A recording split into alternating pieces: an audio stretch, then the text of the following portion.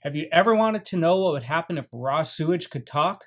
Well, look no further than the documentary on Netflix called Tiger King. It's an entire film dedicated to brain damaged sociopaths, possibly one step away from saying that rape and slavery are actually good ideas. Next on Winter Lemaster. Who will save me?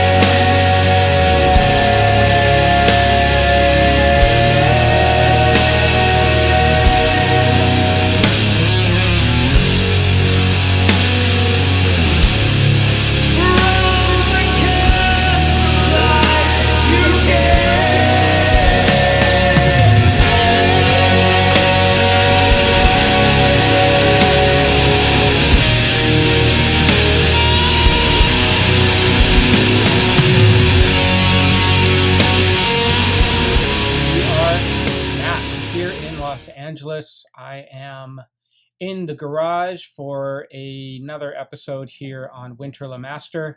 Today we are going to talk about a plague, a disgusting contagion spreading rapidly through the United States, and I am not talking about COVID-19, I am talking about the Tiger King. This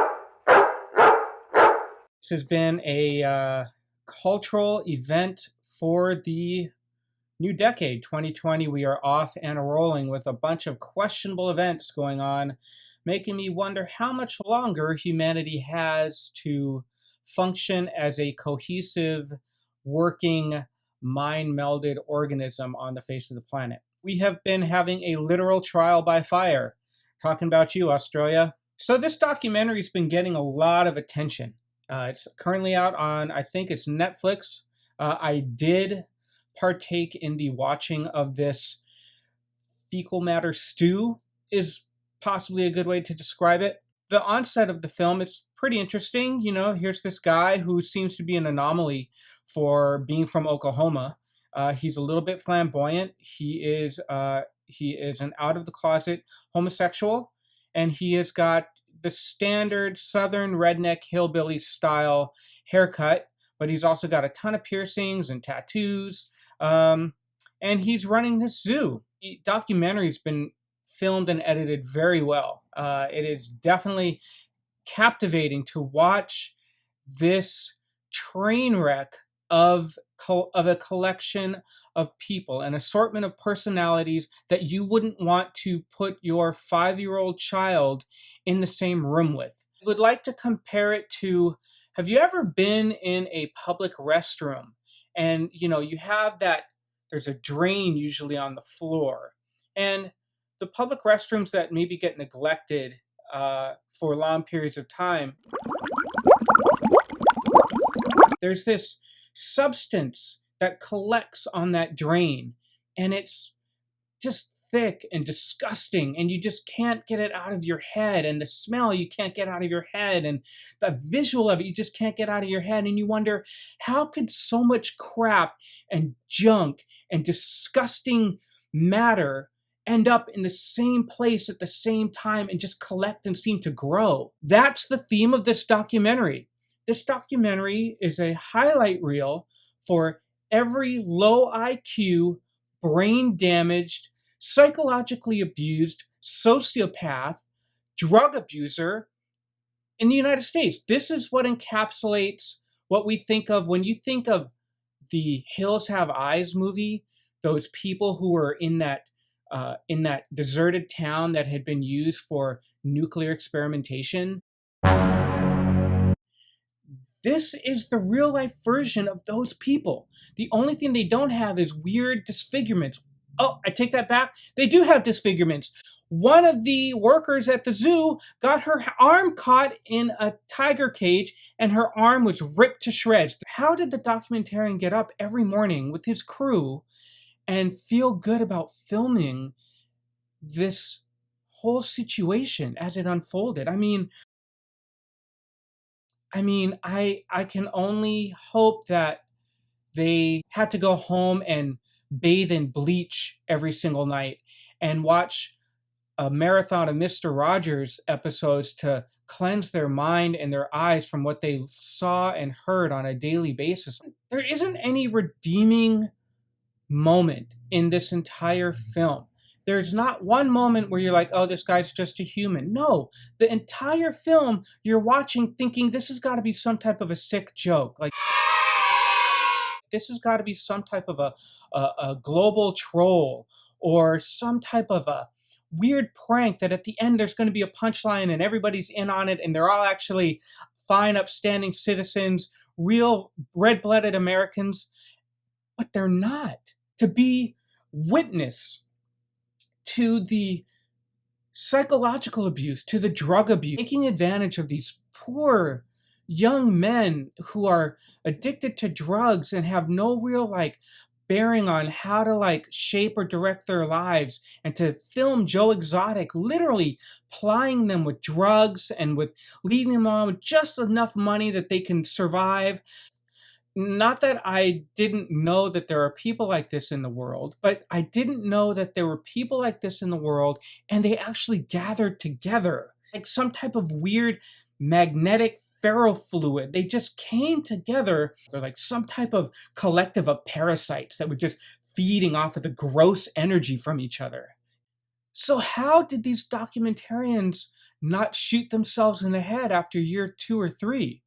I mean, were they complicit? Were they on board? And were they getting joy and glee and mirth from filming these trench-dwelling humans and their daily adventures? You know, there's a scene where one of Joe Exotic's husbands, who's obviously on a downward spiral of drug use, alcoholism, and depression, he walks into a room and shoots himself in the head in front of a couple of other of the workers at the zoo. I would not think that finishing the documentary, filming for the purposes of commercialization would be worth the moral guilt, the empathetic horror that I would have to live with, knowing that I stood by and just observed as this shit went down. You know, there's the story of this photographer who's documenting the effects of a famine in Africa. And he basically took photos of this kid who had not eaten in months. And this kid was unable to walk. They were so weakened. But this 11 or 12-year-old child had been emaciated to the point where you could literally see the outline of the bones in their arms. You could see the rib cage. It was as if the skin had been vacuum sealed around the bones of this child's body. A photographer photographed this child as this child crawled. Okay? This child crawled to get food. And this photographer basically just photographed it. That photographer, I think, actually went on to kill himself later on because he was so overcome with guilt. On one hand, relating to the documentarians of Joe Exotic, there is a place in our world where it is important to share a message and a story. If that message and story can have an impact to the greater whole. These documentarians, for 5 years, participated. Now, they may have been observers, but they participated in the goings-on at the Joe Exotic sanctuary. I really, truly want to know how they could do that with good conscience. Not only that, but then edit their film and put it out for the world to see. And I would love to know what they think. Was their intention to bring mirth and joy to people's lives? Or was their intent truly to capitalize on the ignorance, the lack of comprehension, and the sheer lack of ethics and morals amongst these people? Carol Baskin is another character in this film. The way these filmmakers edited this film, they really cast a disparaging light. Now, please do note that I and we have to understand that filmmaking and storytelling is all about the editing, right? You can film shit with an iPhone and bad sound, and as long as the editing is superb, you can create something compelling that makes people feel and emote and react a certain way. The whole goal of the edit. You want your story to be compelling. As far as that goal being attained, these filmmakers nailed it. You cannot take your eyes off of what is happening, mostly because you can't believe human beings like this actually exist. This film edits the Carol Baskin segments to make it seem as if she is guilty of a crime. Whether there's any truth to that situation of her murdering her husband or not, it doesn't matter, because the shadow of conspiracy has been cast in this film against Carol Baskin. Now, please do note, I am not a Carol Baskin supporter. I am not a Carol Baskin fan.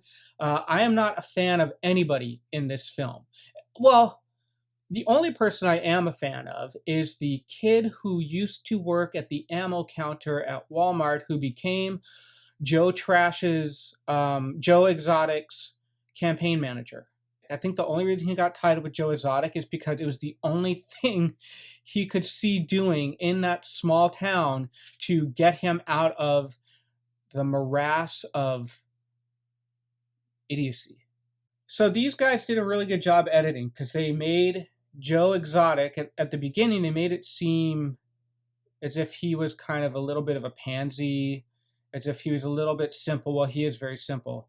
But he maybe had a level of earnestness to his intentions. As the film progresses, you begin to see he's not earnest.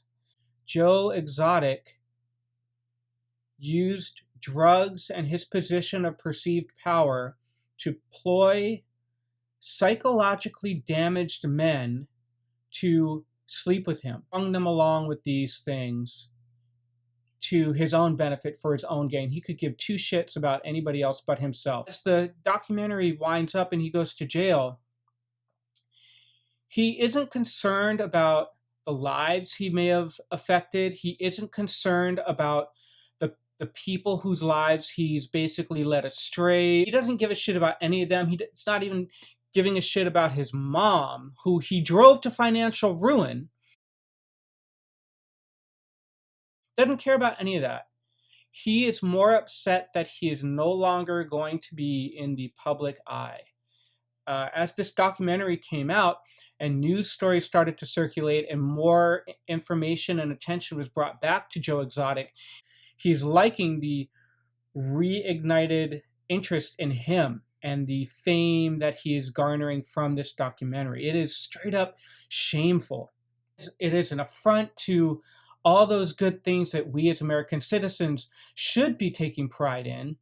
He is a full narcissist whose only expectation is what he can get for himself and fuck everybody else. So let's kind of shift gears here and talk a little bit about the effects that this is having on our culture as a whole. Pop culture is a very interesting thing. People tend to glom on to things that are quirky, interesting, extreme, out of the ordinary. They want a visceral connection, and especially right now with the issues that we're having with the quarantine and the pandemic, and any distraction from the anxiety-filled media about COVID is a welcome one. We tend to latch on to things like this. It is funky and weird, just aesthetically. You look at Joe Exotic, he's got a mullet, he's got piercings, he's got goofy tattoos, he wants to be a country singer. I read on Instagram that Joe Exotic is the stepbrother of the lead singer of the rock band Tesla. I'm not sure if that is factual. I did a little Google dive and couldn't find any hard evidence of the relation, except for the fact that in one entry, it might have been on Wikipedia, it says that the lead singer of Tesla has a sister named Joey. It's one thing to be intrigued and create a dialogue about a cultural event, but to dress your kids up as Joe Exotic is horrific. Being interested or being captivated by an event or a situation or a film is one thing, and there's nothing wrong with having a dialogue about that. But you people who are humorously hashtagging free Joe Exotic, you guys are fucking disgusting, especially if you have kids. Let's recap what this guy has done. According to the facts at hand, he hired somebody to murder another human being.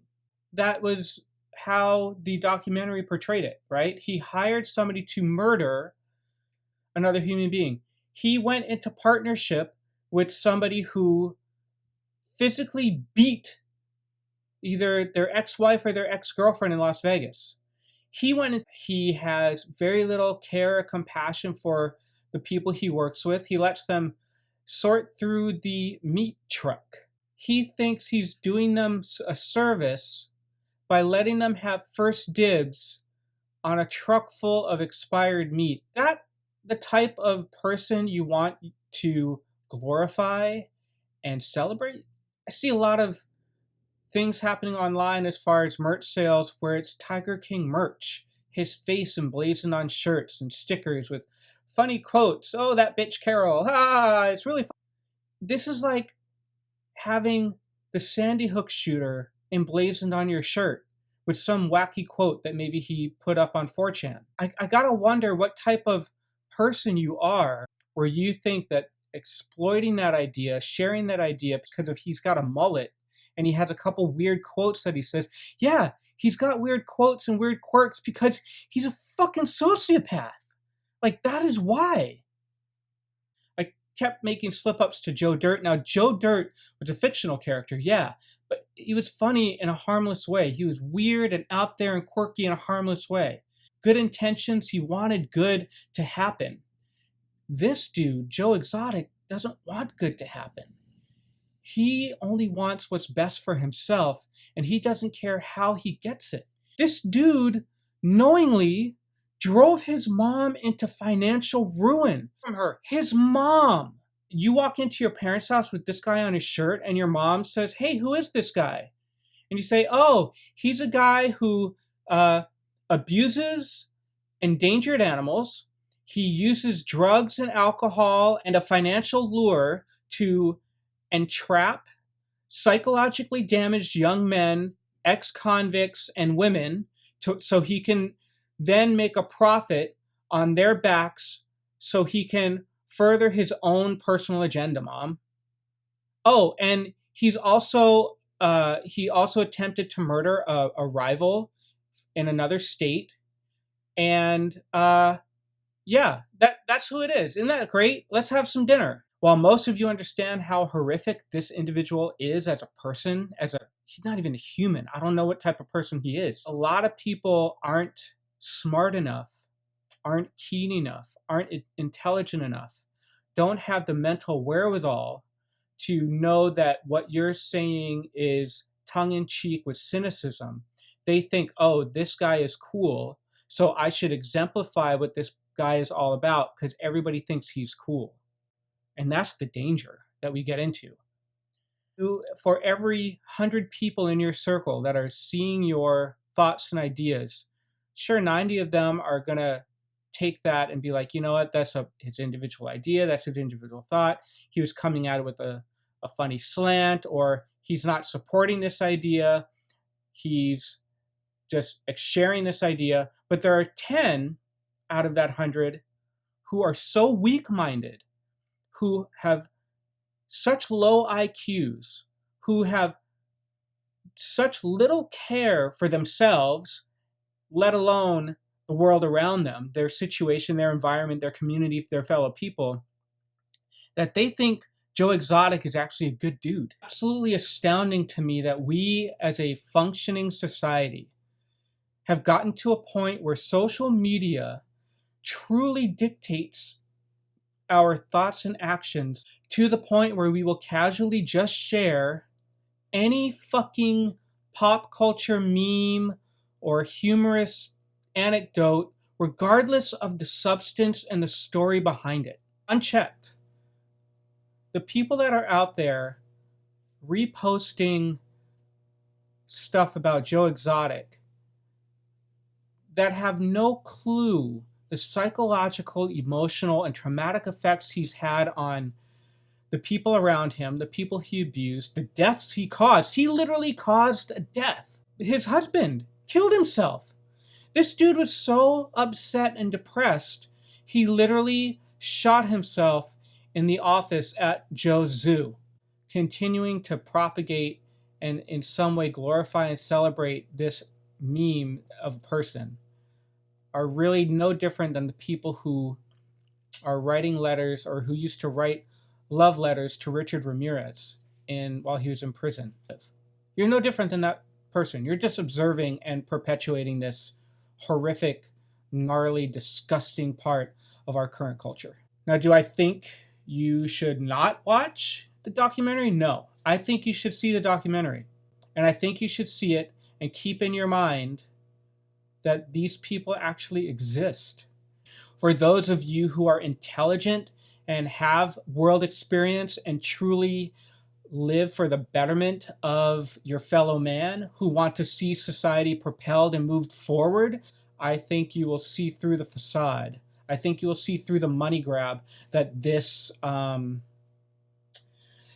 documentary is, which it is. It's really a money grab. Earlier, when I'd asked that question, what were the documentarians thinking? What were the filmmakers thinking when they started this versus when it was ending, and how could they put it out? Well, ultimately, they are capitalists, and they knew that this film was going to make them a shit ton of money, because who isn't going to want to watch this mulleted, gay Oklahoman man? He goes about on this crazy blitzkrieg of a downward spiral. His life is literally just swirling down a toilet bowl. Who wouldn't want to watch that? If this movie was more of just like some type of weird, quirky thriller, action, adventure, mystery, you would never have believed that this could be happening in real life. But here it is. It's real life. People like this exist. And ultimately, I feel bad for everybody that was involved with that guy. I had it in my power. I wish I could go back in time and warn you about the heartbreak and misery and abuse and horrific things that you would be exposed to by linking up with this guy. This motherfucker wasn't for you. This motherfucker was for himself. And he shut the door on you as fast as he could when he saw an opportunity to serve his own self-interest. Joe Exotic, the documentary on Netflix, definitely worth watching. Definitely a little bit of a distraction from what's going on as far as the virus that is plaguing the planet. And that concludes this episode of Winter the Master. Thanks for joining me. Who will save me?